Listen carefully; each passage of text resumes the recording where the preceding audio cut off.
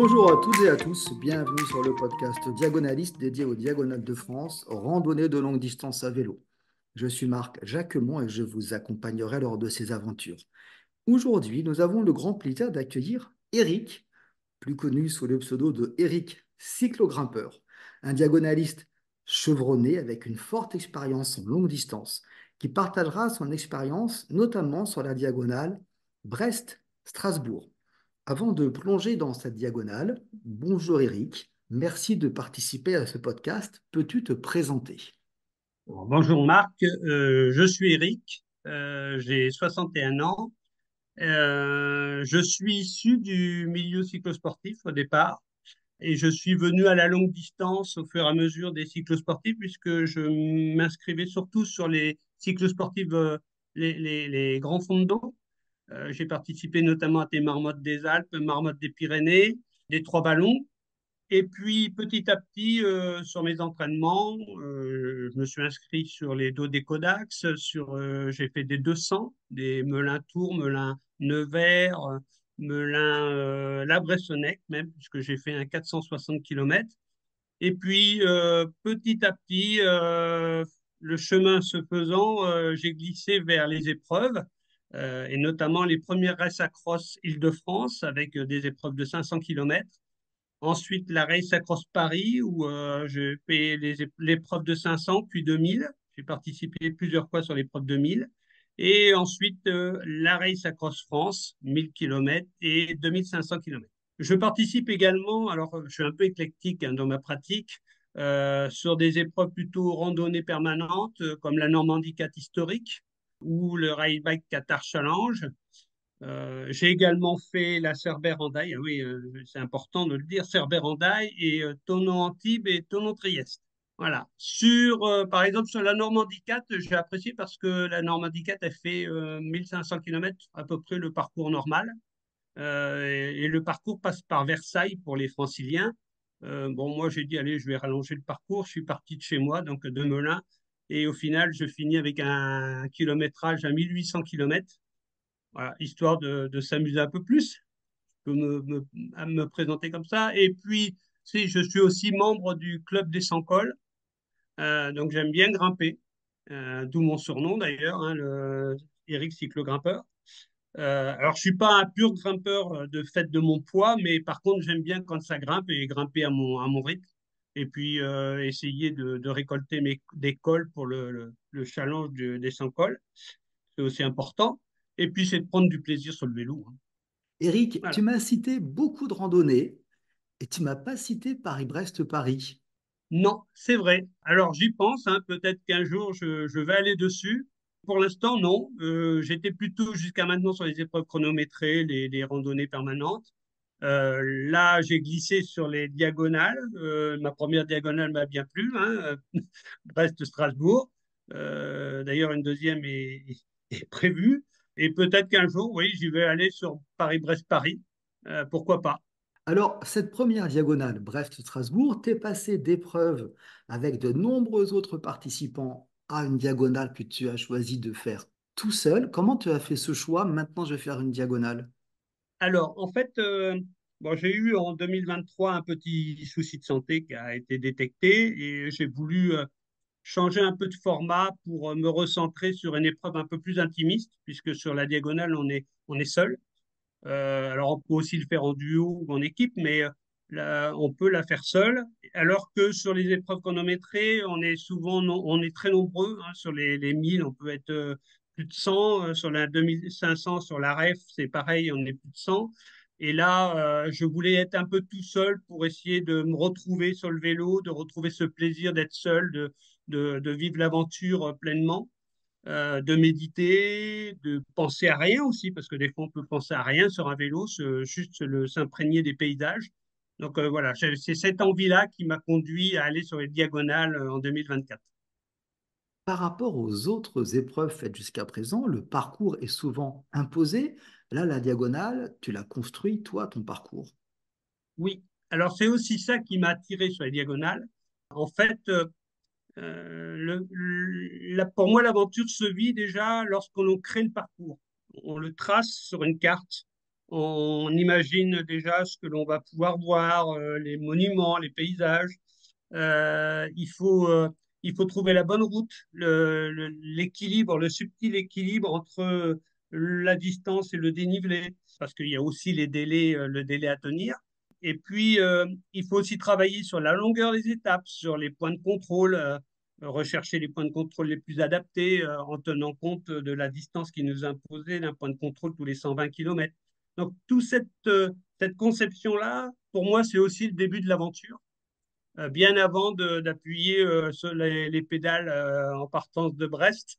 Voilà, et c'est intéressant, on construit son aventure en fait. Tu choisis la date, tu construis ton aventure, c'est une autre approche, effectivement, qu'une Oui. randonnée complètement organisée. Alors, tu as profité de toute ton expérience, hein, forte de longue distance pour faire ta diagonale. Et on va rentrer tout de suite là-dedans, comment tu gères la longue distance sur les différentes thématiques, l'alimentation par exemple. Alors, l'alimentation, l'hydratation. Alors, déjà, l'hydratation, j'essaye de repérer tous mes points d'eau. Je sais que, en gros, alors, sur une diagonale, l'avantage, c'est que l'on s'arrête tous les 120 km, puisqu'on doit pointer. Donc là, pour moi, c'est la bonne moyenne. C'est-à-dire qu'un litre et demi pour 120 km, c'est la bonne moyenne sur l'hydratation. Après, se pose la question et là, c'est aussi un conseil que je donne tout de suite, faire attention les jours où on roule et les régions où on roule. Par exemple, moi, sur la diagonale Brest-Strasbourg, le dimanche, tout était fermé. Et trouver un point d'eau n'est pas évident. Donc, quand on a l'habitude d'acheter ces bouteilles d'eau, ce ravitaillement en eau dans des épiceries ou les boulangeries, il faut faire attention. Donc, il y a des parcours où là, je vais chercher les cimetières, les fontaines. Donc, on a des sources de données hein, sur Internet, donc on arrive à trouver facilement, même sur le téléphone. Mais je les rentre, moi, dans le GPS. Voilà. Donc, je sais qu'à peu près tous les 100-120 km, il faut que j'ai un point d'eau. Et j'en rentre même plusieurs, des fois que l'un de ceux que j'ai rentrés soit indisponible pour être sûr de trouver de l'eau. Et d'ailleurs, là, sur ma diagonale, je me suis arrêté chez quelqu'un parce que j'avais vraiment pas trouvé de point d'eau et il faisait assez chaud. C'était les premières chaleurs. Donc, je me suis arrêté chez quelqu'un et qui m'a donné bien gentiment de l'eau. Oui, oui, alors j'essaye de boire régulièrement parce que bon, j'ai travaillé dessus justement avec une diététicienne et elle m'a expliqué les problématiques de l'hydratation et notamment éviter d'avoir la bouche pâteuse. Alors là, je peux aussi donner quelques conseils. C'est en fait, on peut très bien boire, mais si on boit de l'eau de fontaine ou de l'eau en bouteille, l'eau de minérale en bouteille, ça va pas forcément nous hydrater comme il faut. Donc elle me conseillait, quand il fait très chaud, de mettre un peu de sel. Alors pas une très grosse quantité, mais mettre un peu de sel dans les bidons, ce qui permet à l'eau de bien passer dans l'organisme et de ne pas être éliminée tout de suite, de passer dans l'organisme et de réhydrater. Et quand j'ai pas de sel, ce que je fais, c'est que j'emmène des bretzels apéritifs et en fait, je grignote mes bretzels qui apportent le sel.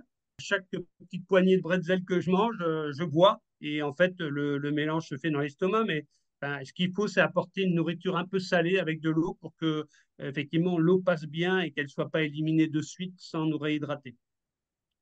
Voilà. Mais ça, c'est des conseils de diététicienne voilà, qui sont fort utiles.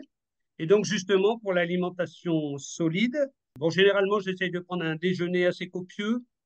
Le midi, je tourne plutôt au sandwich ou quiche ou des choses comme ça, avec en dessert un flan, quelque chose qui rafraîchit, qui apporte du sucre. Et par contre, le soir, c'est un repas complet. Donc là, j'essaye de m'arrêter, faire un restaurant ou alors de pouvoir trouver une épicerie et de faire les courses, mais faire un repas complet. Alors, le repas complet, c'est protéines, féculents, légumes. Voilà, et éventuellement à l'étage, si on peut trouver du fromage, un fromage blanc, des choses comme ça. Et là, normalement, si on recharge bien, le lendemain matin, ça repart assez facilement. Si on roule un peu tard parce qu'on veut rouler de nuit, par exemple, mais sur les diagonales, on roule peu de nuit, je pense, mais sur des épreuves où on roule de nuit, on recharge bien. Et quand on se couche tard, vers minuit, 1 heure du matin, bon, l'organisme recharge et le lendemain matin, voilà, on est prêt à repartir. Pardon Eric, Voilà. entre Oui. ton gros petit déjeuner, à midi le sandwich et le soir le repas complet, tu manges des barres des céréales, tu as des petites alimentations en permanence ou tu manges rien entre les gros repas? Alors, non, non, je grignote en permanence. En fait, sur mon vélo, j'ai deux foot push. Donc, ce sont des poches où on peut mettre de la nourriture dedans et qui sont fixées sur le cintre. Donc, généralement, sur mon côté gauche, c'est un foot push pour le sucré et sur le côté droit, c'est un foot push pour le salé. Donc là, par exemple, le salé, je vais mettre des bretzels. Je peux mettre des graines. Alors, je fais généralement un mélange, graines non salées et des cacahuètes salées ou des choses comme ça. Et je mélange le tout pour que j'ai toujours cet apport de sel côté salé. Et côté sucré, ça va varier. Ça peut être des gâteaux, ça peut être des bonbons. Donc, et là, j'attire l'attention pour les bonbons. Le but, c'est pas d'en manger des poignées, mais c'est par exemple sur une ascension, je vais manger un bonbon tous les 2 kilomètres. Ça me fait un apport de sucre. Il faut pas non plus saturer l'organisme en sucre, donc il faut y aller avec parcimonie parce que ne pas avoir tendance à prendre carrément une poignée. Et puis sinon, quand il fait chaud, pour le sucré, c'est beaucoup de fruits. Fraises, cerises, pêches, nectarines. Pareil, ça tient très bien dans le food push et tu as l'avantage d'apporter de l'humidité, donc réhydrater, du sucre et de la fraîcheur. Voilà. Et puis on peut grignoter ça tout en roulant. Et dès que je peux, ben, je recharge les food push. Donc c'est assez facile à faire et voilà. Donc, tu manges très régulièrement. Je mange très régulièrement sur le vélo. On parle de longue distance, d'alimentation, hydratation. Il peut y avoir du vent de face, il peut y avoir de la fatigue, il peut y avoir des coups de morale, il peut y avoir de la lassitude. Comment tu gères ces passages difficiles? Alors, d'abord, il y a un grand principe sur la longue distance, c'est l'école de la patience. Et quand on est sur la longue distance, en fait, on doit rester dans le domaine de l'endurance et il ne faut pas chercher à battre ses records ou à dire je veux augmenter le rythme. Enfin, pour moi, si on est fatigué, si on n'est pas bien, il faut plutôt lever le pied, prendre son temps. Ça va monter. Il faut prendre son temps. Généralement, on s'en sort beaucoup mieux parce qu'en fait, on garde des réserves et on récupère. Alors moi, je mouline beaucoup dans la descente. Et après, quand ça remonte, bah pareil, je reprends mon rythme. Et si on monte pas à 20, eh ben on monte pas à 20, on va monter à 15, parfois 10, parfois 8 même, hein, sur des forts pourcentages, surtout avec un vélo chargé. Mais c'est pas grave, faut être patient, ça va monter. Face au vent, alors là, pareil, pour me motiver, parce que le vent, je pense que c'est surtout le mental. Donc moi, mon truc, c'est le vent est mon ami. Donc le vent est ton ami, le vent est ton ami. Donc ça sert à rien de se battre contre le vent. Enfin, il est là, il est là. Donc il faut faire avec. Là, pareil, hein, c'est de la patience aussi. Mais mentalement, voilà, le vent est ton ami. Donc même à l'entraînement, l'hiver, je cherche à rouler aussi contre le vent pour m'habituer. Et d'ailleurs, on dit hein, sur l'île de France, il y a des pays de flahut, la Seine-et-Marne, l'Essonne, parce que l'hiver, c'est pluie et vent, donc il faut faire avec et on s'entraîne avec. Mais voilà, ça sert à rien de se casser le moral, à se dire oh là là, sale vent, le saleté du vent et tout ça. Non, enfin, on l'a, faut faire avec. Après, faut prendre les bons braquets et puis se motiver mentalement pour dire on va passer. Il y aura des meilleurs moments, voilà, et il faut faire avec. Donc là aussi, la patience. Tu indiquais dans la descente, je mouline. Après un col, quand tu descends, tu continues à pédaler pour que les jambes restent en mouvement ou tu arrêtes de Oui, pédaler et oui, tu oui, te laisses oui. filer? Oui, je continue à pédaler pour éliminer l'acide lactique et repartir du mieux que je peux, surtout si ça remonte derrière, comme certains toboggans sur certaines routes qui sont très longues, comme en Mayenne ou autre. Il faut voilà, en monter, être patient et dans les descentes moulinées pour éliminer l'acide lactique, pour rattaquer derrière la montée suivante. Voilà, et ça se passe bien. Généralement, moi, c'est comme ça que je fais en tout cas. Pour garder ton endurance entre la montée lente, les descentes où tu moulines, etc., tu utilises des outils, un cardio, un capteur de puissance. Comment tu fais? Alors, j'ai cardio et j'ai capteur de puissance. Alors ça, ce sont des appareils que j'utilise essentiellement à l'entraînement pour travailler, quand je travaille du rythme, quand je travaille des montées en puissance, ou quand je veux travailler la vélocité. Par contre, sur les épreuves elles-mêmes, que ce soit diagonale, mais aussi race across ou autre épreuve, là, je roule aux sensations. C'est-à-dire que j'abandonne toutes ces métriques. Je roule plutôt aux sensations. Et pourquoi? Parce qu'en fait, et ça je l'ai découvert sur la cyclosportive d'ailleurs, c'est quand on est le nez sur le compteur, en fait, on a tendance à être trop sur le métrique et à pas ressentir ce que notre corps nous dit. Et alors que quand on reste uniquement sur la carto et qu'on regarde les paysages et ainsi de suite, ben, en fait, si on se sent bien sur le vélo, ça veut dire qu'on n'est pas dans le rouge. Et d'ailleurs, j'ai une notion, enfin, c'est un peu ma quête du Graal à chaque fois, et j'essaye de le rechercher. C'est je recherche le flow, en fait, ce qu'on appelle le flow, c'est-à-dire quand la capacité correspond à l'objectif fixé. Et généralement, ça, on peut l'obtenir que quand on fait corps avec son environnement et qu'on abandonne tous les métriques. C'est-à-dire qu'il faut que mentalement, on se libère des métriques et qu'on fasse corps avec l'environnement. Et là, on atteint le flow quand on arrive à se dire, oh là, je suis vraiment bien, j'avance bien et je peux pédaler comme ça pendant des heures, je me sens bien. Et c'est ça que je recherche à chaque fois, c'est cette sensation de dire là, je suis vraiment bien. Bon, généralement, c'est quand je suis calé sur les prolongateurs, les paysages sont magnifiques, voilà, et là, il y a un moment où c'est parti, on déroule et on ne sent pas la fatigue. Donc c'est un moment de plénitude. J'espère que Voilà. tu en as connu plusieurs sur ta diagonale Brest-Strasbourg. Je l'ai connu une fois, oui, j'ai réussi à l'atteindre une fois. Oui. Et dans ton expérience, alors sur une diagonale, normalement, on peut à peu près dormir. Sur ton expérience de longue distance, comment tu gères le sommeil quand tu es en manque de sommeil?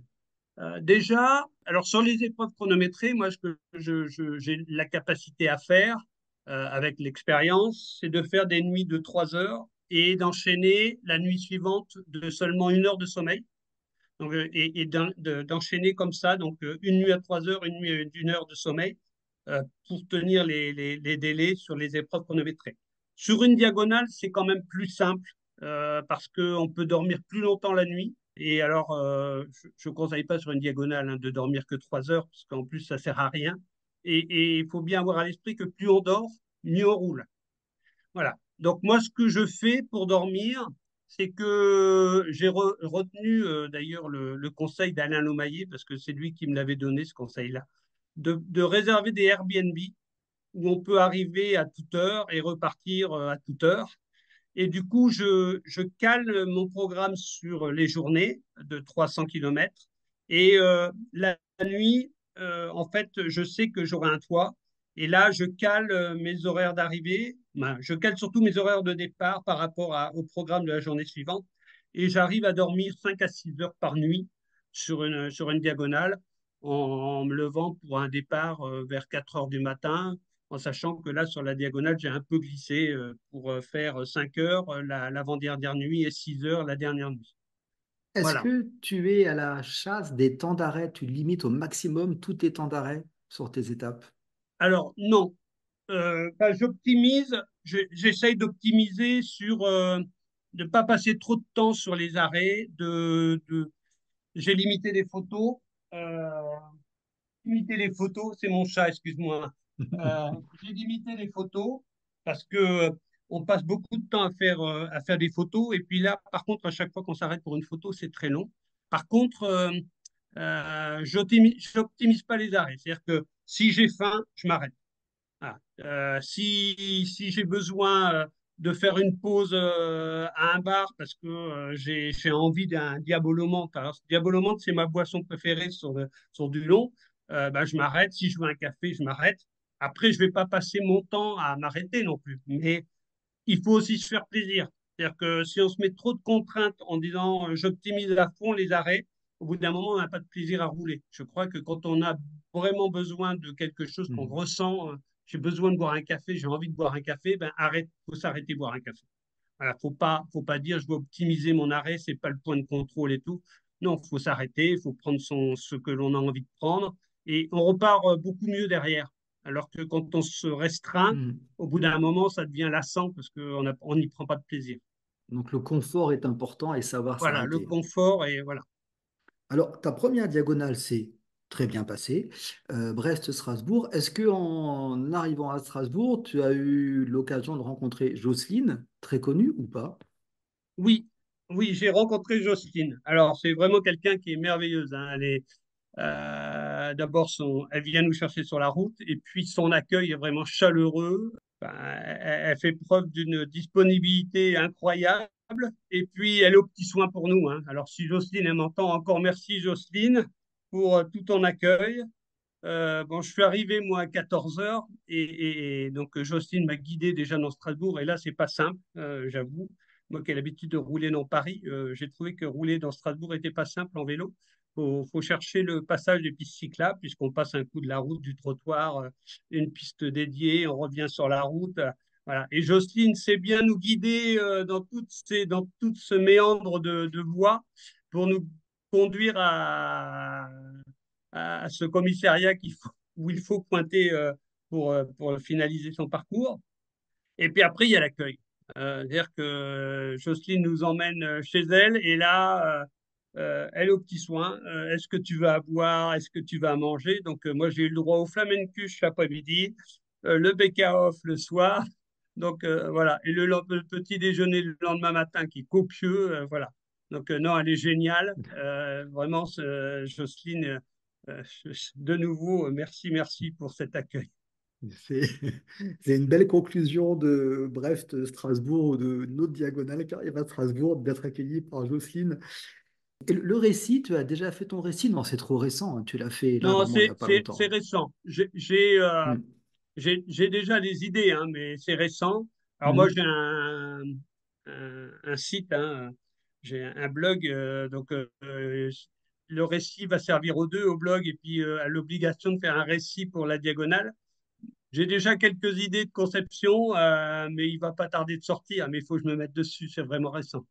Que peux-tu nous dire, Eric, sur ton vélo? Alors, mon vélo, c'est un Look 785 USRS. Alors, c'est un vélo que j'ai acheté maintenant il y a 4 5 ans. J'en suis très content. Et je l'avais acheté parce que c'est un vélo qui est assez léger. Et quand on fait du bikepacking, ça permet de pouvoir compenser le surpoids que l'on met. Et puis, c'est un vélo qui est normalement fait pour la montagne, mais qui, même si certains disent qu'il est un peu extrême, moi, je le trouve assez souple à emmener. J'arrive là à l'emmener assez souple. Donc, je peux l'emmener partout. Il est confortable, pour peu qu'on gonfle pas trop ses pneus. Voilà, il est très confortable.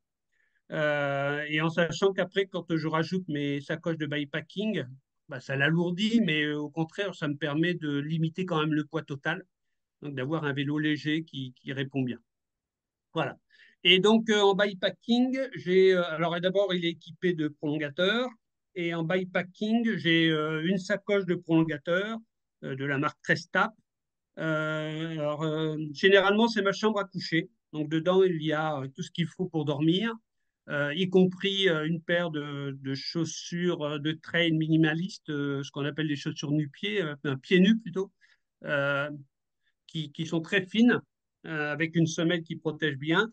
Donc, ça se met très bien dans une sacoche avec un pantalon et une chemisette ou un t-shirt pour pouvoir aller manger le soir. Et puis dedans, j'ai tout ce qu'il faut pour dormir et me laver, une brosse à dents, savon, un bivy, un sac de soie en soie, un matelas, un oreiller. Voilà. Si jamais je dois bivouaquer, je peux bivouaquer avec ça. Si jamais il m'arrive un pépin que je ne peux pas rejoindre le site Airbnb, je peux bivouaquer. Voilà. Ça, je l'emmène tout le temps. Et puis ensuite, j'ai une sacoche de sel de, de 7 litres qui me permet de mettre dedans tous mes équipements de protection et la réserve de chambre à air que je mets au fond. Et ensuite, j'ai une veste Gore-Tex pour la pluie. Suivant la météo, je peux emmener un pantalon de pluie, une doudoune, des gants mi-saison ou des gants d'hiver suivant la période où je roule. Et puis, généralement, un cuissard qui permet de changer le cuissard pour pas rouler pendant plusieurs jours avec le même cuissard et pouvoir faire sécher le cuissard quand on le lave. Donc, voilà. Donc, ça, c'est les équipements de protection. Et puis après, j'ai une sacoche de tubes où dedans, j'ai sur le côté droit plutôt tout ce qui est vêtements de protection, mais à mettre tout de suite, par exemple les jambières, euh, mais mon tour de cou, des gants mi-saison ou ma rechange de mitaine, voilà, tous ces équipements qu'on peut avoir à changer, à mettre le matin, à enlever 2 heures plus tard, sans vous avoir à enlever toute la sacoche derrière. Et de l'autre côté, c'est tout ce qui est sécurité. Donc j'ai dedans ma trousse de secours, ma couverture de survie, tout ce qu'il faut pour se soigner si on a un problème, et tout ce qu'il faut pour recharger le téléphone, et ainsi de suite. Ah oui, puis j'ai aussi un power bank qui me permet de recharger le compteur au roulant et de venir suppléer mon éclairage qui est une lampe calante. Ok. Voilà. Et puis après, j'ai mes 2 foot-push où là, bah, j'ai ma nourriture pour grignoter toute la journée. Tu as parlé de cuissard. Tu as quoi comme ensemble cuissard, sel et as-tu des douleurs? Alors, non, j'ai pas de douleur. J'ai des cuissards. Alors, c'est la marque Osio, longue distance. C'est des cuissards longue distance. J'ai pas de douleur.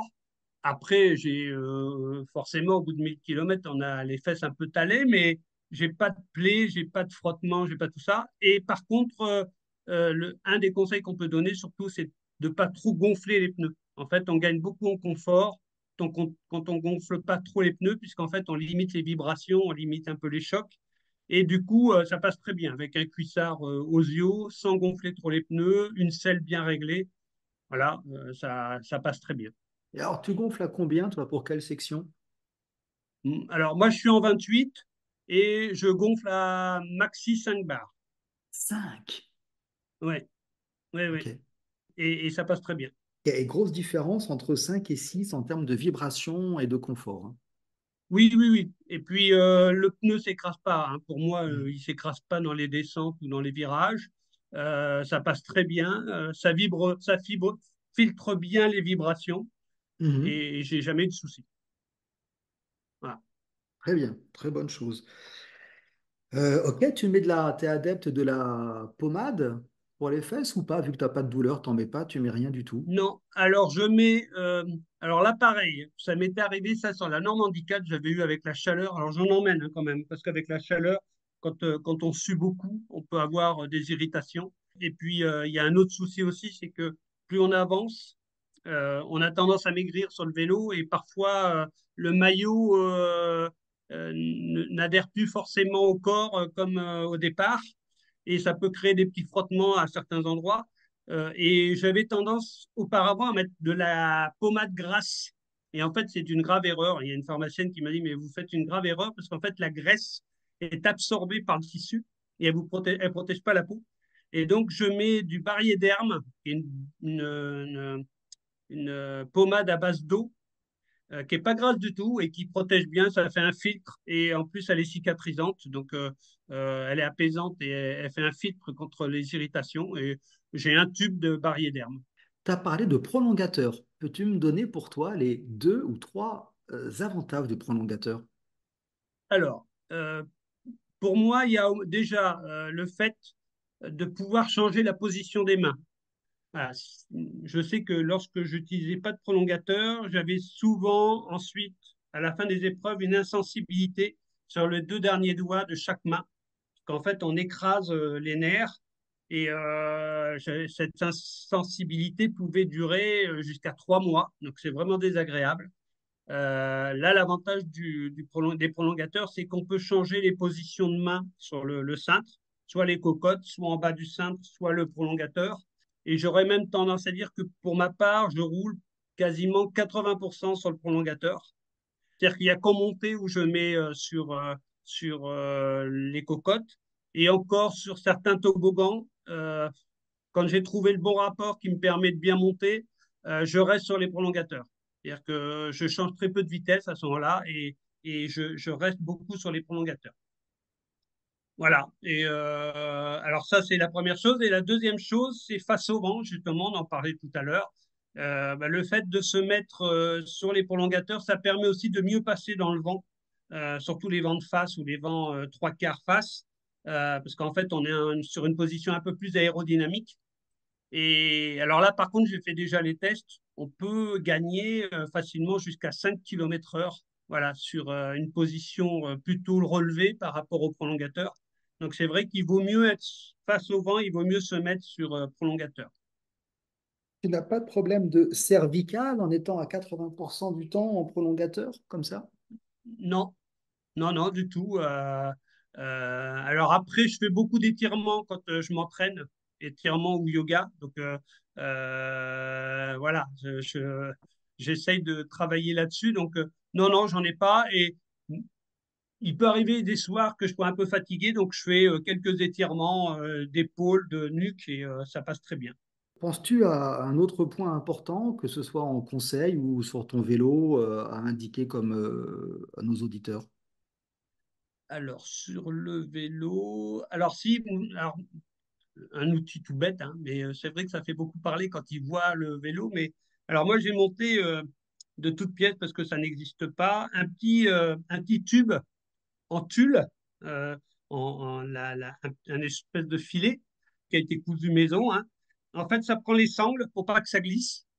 Et à l'autre extrémité, il y a un lacet avec des fermetures rapides en pression, hein, comme on trouve sur des chaussures ou des vestes. Et ça me permet dedans de, par exemple, stocker les bananes sur la sacoche de sel.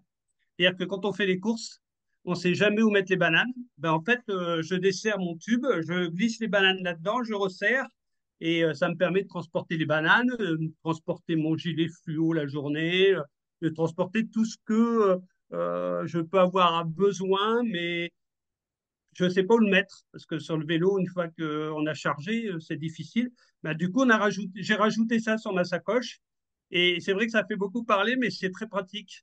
Alors, sur mon site Facebook, d'ailleurs, ou sur l'article, il y aura la photo du vélo, ça se voit très bien. Et voilà. J'ai un autre petit ustensile. J'ai un petit sac à dos banane avec une poche sur le côté, donc je peux le replier, ça fait la grosseur d'un point. Et par exemple, si le soir, je l'ai beaucoup utilisé sur la diagonale, si le soir je veux manger dans le Airbnb et je m'arrête à une épicerie, je mets les courses dans ce petit sac qui tient pas de place la journée. Je fais mes courses, je mets ça jusqu'au Airbnb sur le dos. Et puis quand je suis arrivé au Airbnb, bah, le sac rejoint le filet derrière la sacoche de sel. Et voilà, j'ai transporté mes courses sans souci. Et ça me permet, voilà, sur quelques kilomètres entre le Airbnb et l'épicerie, de pouvoir emmener ma nourriture alors pour le repas du soir et puis le petit déjeuner. Très bonne idée donc, une sorte de tuile élastique comme les filets à provision d'antan élastiques qui sont autour de ta Voilà, c'est ça, sacoche. c'est ça. Très très bien. On a parlé de tes projets. Tu m'as indiqué une prochaine diagonale sans doute. Oui, une d'Inter-Perpignan pour normalement fin août. Très bien. Voilà. Donc c'est que le concept t'a plu. Oui, oui, oui, tout à fait, tout à fait. Non, non, puis les parcours, ça offre aussi des parcours qui sont sublimes.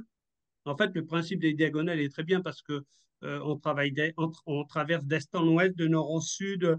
Et puis, quand je dis d'est en ouest, c'est peut-être Hendaye-Menton, mais ça peut être Brest-Perpignan, Brest-Strasbourg. On peut faire du Strasbourg-Hendaye. Donc, on va croiser l'Auvergne, on va croiser tout un tas de belles régions. On peut faire un Brest-Perpignan où là, on va faire les Pays de la Loire. Voilà, donc il y a plein de choses à faire avec les diagonales. C'est ça qui est bien aussi, faire des belles chevauchées dans de beaux paysages et découvrir la France.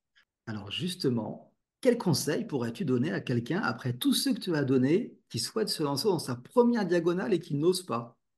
Alors, déjà, faut qu'il y aille. Il faut vivre l'aventure, faut y aller. Ensuite, s'il a vraiment jamais fait de longue distance, je pense qu'il faut peut-être se lancer sur des BRM, des choses comme ça pour se tester, un 200, un 300. Mais ce qu'il faut bien comprendre, et ça, enfin, on le découvre avec l'expérience, hein. Quand on fait un 200, on peut faire un 300. Quand on fait un 300, on peut faire un 500 ou un 600. Et quand on fait 600, on fait 1000.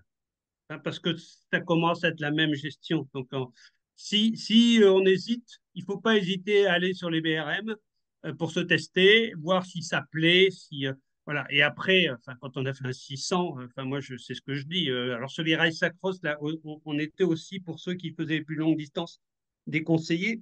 Pour ceux qui étaient sur les plus courtes distances et qui découvraient. Et moi, à chaque fois, je leur dis, mais attends, tu es sur un 500. Donc, le 1000, tu le fais. Enfin, c'est mental. Enfin, dépasse cette barrière mentale et tu verras que tu feras un 1000. Et quelqu'un qui fait un BRM 600, il peut faire un 1000 sans souci. C'est le même type de gestion. En plus, sur le 600, on fait une partie nocturne, parce que sur 24 heures, voilà. Et donc, il y a forcément un passage de nuit, rouler de nuit, parce que ça peut aussi faire peur, mais il faut y aller, quoi. Et puis, c'est une belle aventure, il faut y aller. Encore une question, la cohabitation avec les voitures, ça ne pose pas de problème, ça va, il n'y a pas de crainte, tu le gères bien? Alors, d'abord, j'ai un petit ustensile quand même qui est important. Et là, je pense que sur la longue distance, je le mets même au quotidien. J'ai un petit rétroviseur qui me permet de voir arriver les voitures de loin. Alors ça, c'est important. Alors la nuit, ça pose moins de soucis. C'est pour ça que j'aime aussi rouler de nuit.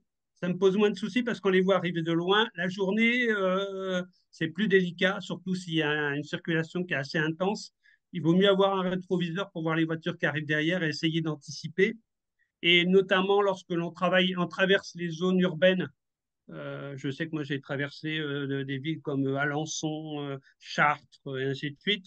Là, il faut tout le temps faire gaffe où on met ses roues parce que il y a des voitures partout et il vaut mieux utiliser son rétroviseur régulièrement pour être sûr que, par exemple, on peut tourner ou on peut changer de voie. Après, moi, j'ai toujours mes lumières allumées en permanence, donc les feux arrière, feux avant, clignotants, qui fait que déjà les voitures sont sensibilisées et quand on est avec des sacoches, je trouve qu'ils sont ils font plus attention. Voilà. Après, on arrive quand même à voir quelques voitures ou quelques automobilistes qui klaxonnent. Ils sont pas contents parce qu'on n'avance pas et que ça monte ou des choses comme ça. Mais dans l'ensemble, ils sont quand même plus attentifs quand on est avec des sacoches. Voilà, voilà, ils s'écartent. Contrairement à ce qu'on peut connaître quand on est au quotidien avec son vélo en ville ou en train de s'entraîner sur les routes. Et puis, on roule aussi beaucoup en province. Je trouve que la circulation est plus apaisée que dans les grandes agglomérations, donc c'est aussi un des avantages. Merci Eric. Nous arrivons au terme de ce podcast. Merci d'avoir partagé ton expérience sur la diagonale et expérience issue de nombreuses longues distances. Ton retour sera précieux pour d'autres diagonalistes, j'en suis convaincu, confirmés ou en devenir et qui souhaitent se lancer dans cette aventure qu'est une diagonale ou une autre longue distance à vélo dont tu as mentionné l'existence, bien entendu. Merci à tous nos auditeurs de nous avoir rejoints. N'hésitez pas à nous envoyer un email à diagonaliste au pluriel @gmail.com si vous avez des questions, des commentaires, des suggestions ou bien sûr une diagonale à partager. Au revoir Eric. Au revoir, Marc.